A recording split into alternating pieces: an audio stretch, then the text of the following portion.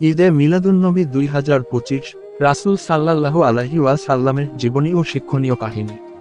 আসসালামু আলাইকুম। আজকের ভিডিওতে আমরা আলোচনা করব ঈদে মিলাদুন্নবী সম্পর্কে, যে দিনটি রাসূলুল্লাহের জন্ম ও ওফাত দিবস হিসেবে মুসলিম উম্মাহ পালন করে থাকে।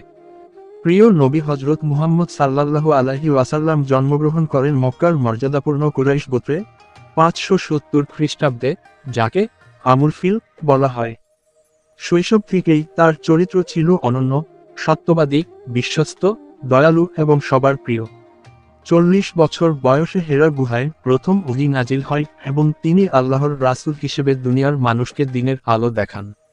নবীজির প্রধান শিক্ষা ছিল তাওহীদ, ন্যায়, দয়া, ক্ষমাশীলতা এবং মানবতার প্রতি ভালোবাসা। তিনি বলেছিলেন, তোমাদের মধ্যে সেই ব্যক্তি উত্তম যে তার স্ত্রী ও পরিবারের সাথে উত্তম আচরণ করে।